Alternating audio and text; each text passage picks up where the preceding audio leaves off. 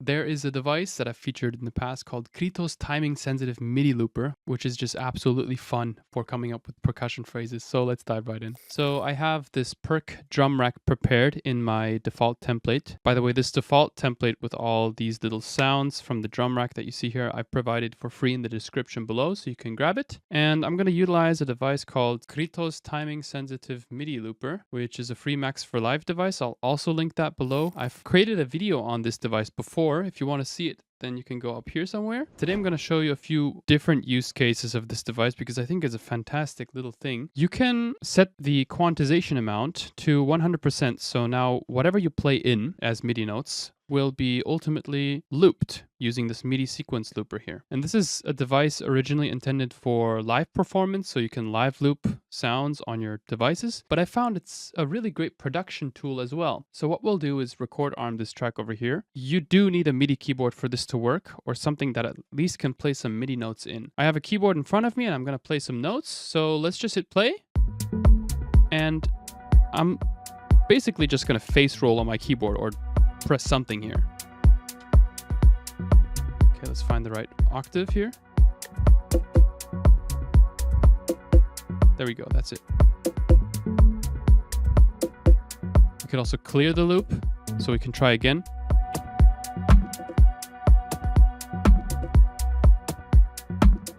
It's really cool how it captures that and it quantizes it.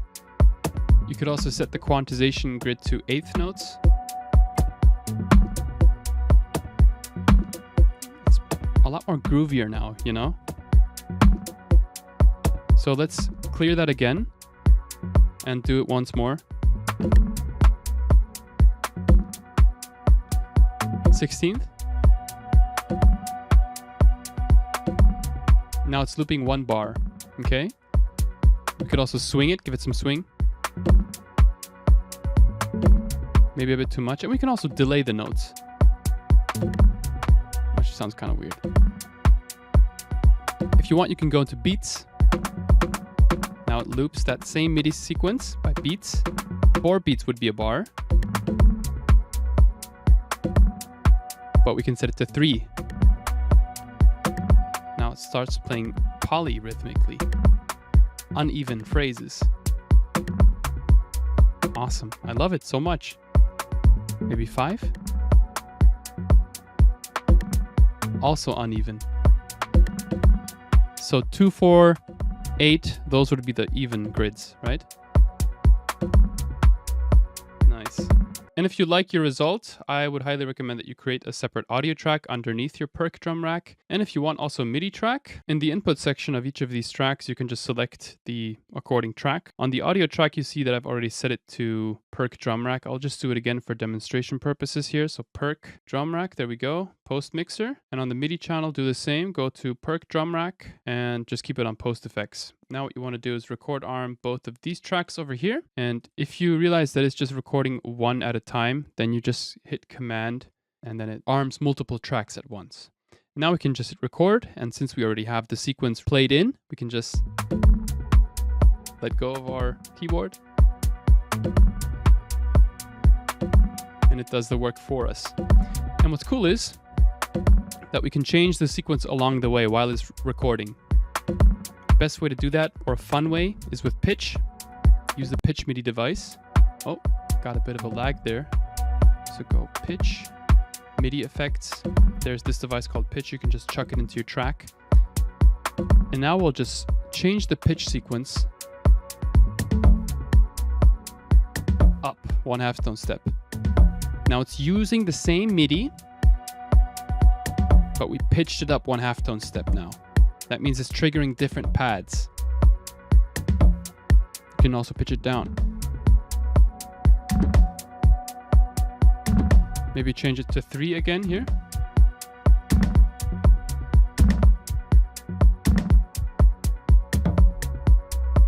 Yeah, this is great for Afro rhythms.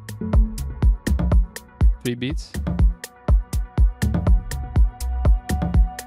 Yeah, and imagine the possibilities you can get from this. You can also enable the kit swapper here, and it'll search for similar sounds. So now we'll swap the entire kit. Again, it's recording anyway.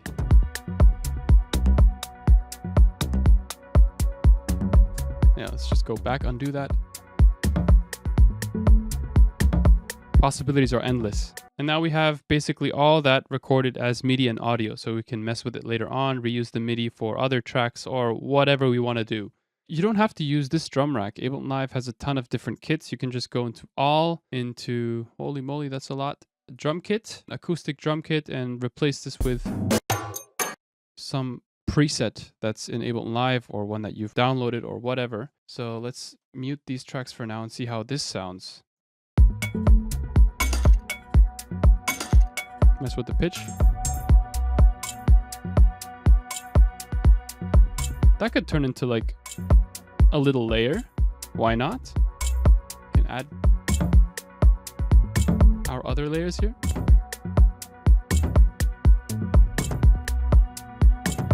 Cool. It's really fun. And so I got curious. If I can do this with drum rack, then I can do it with other instruments too. So I'll just load up a Kontakt layer really quick because Kontakt has some pretty decent drum libraries too.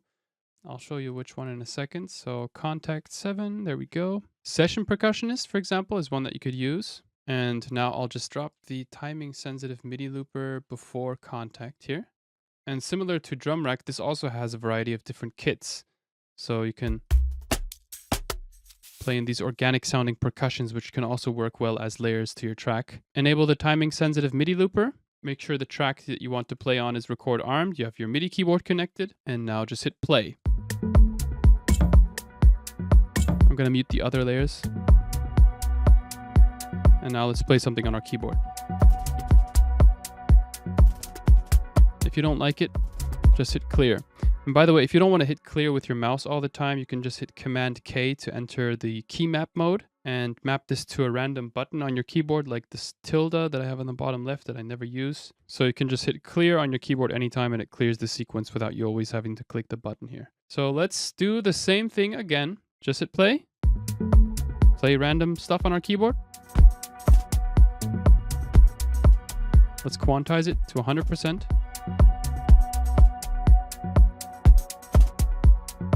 Now let's randomize this preset here.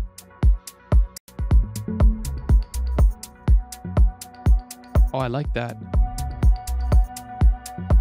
I want to have a few more congas in here. Congas, where are they? They're down here. So let's find the right range on our MIDI keyboard. Ha. We can practically do the same. We can put the MIDI pitch device here and then pitch it up. Nice. Gives us a different groove. Or pitch it down. I like this. And the cool thing about this is that you can also record MIDI CC. This is a very overlooked feature, meaning that you can also record parameters from within Kontakt if you have them pre-mapped to your MIDI keyboard. The ones that are mapped by default are pitch bend and mod control. In this case, I'm using the Arturia Micro Freak keyboard, which unfortunately only has the pitch bend. Still, we can automate this guy in real time. So let's hit play again. Now let's automate the impact.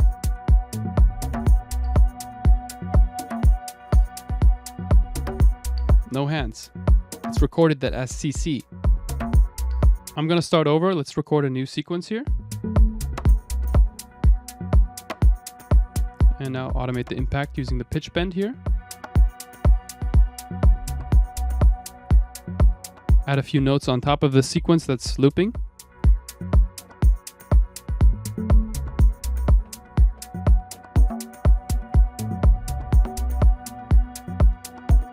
Now, unfortunately, Session Percussionist doesn't have the ability to learn MIDI CC. You can try to right-click these, but it just opens up a separate panel for some reason. Other libraries like the World Percussion Creator by In Session Audio do have the ability to do this. So I'll just chuck that in here. And here, in contrast, you can see once you right-click a parameter, it learns MIDI CC automation. So now you can just hit something on your MIDI keyboard. I've mapped it to a knob on the Fader Fox controller that I'm using on my desktop. And now it would record that as MIDI CC. You see I'm using both the Session Percussionist and World Perc Creator as layers. It gets a bit too heavy on the CPU, so I'll make this section fairly short. If I hit play,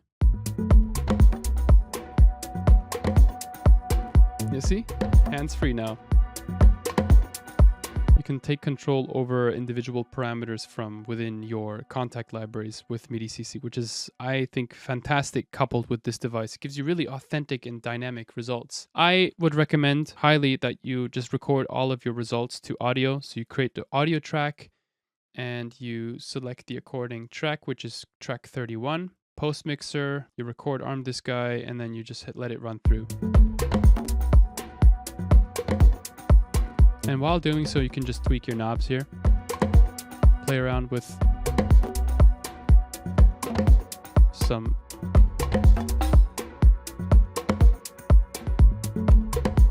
stuff. Also randomize.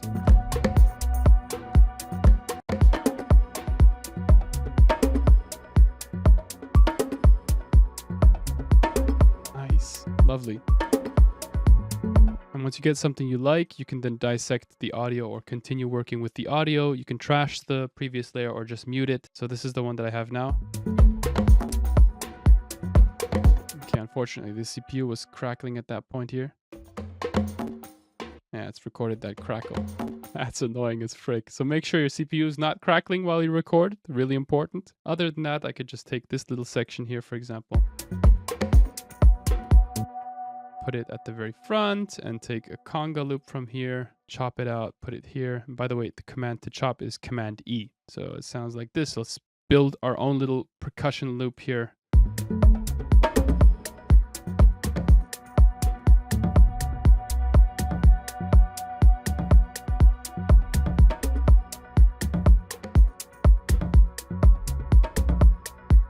Amazing.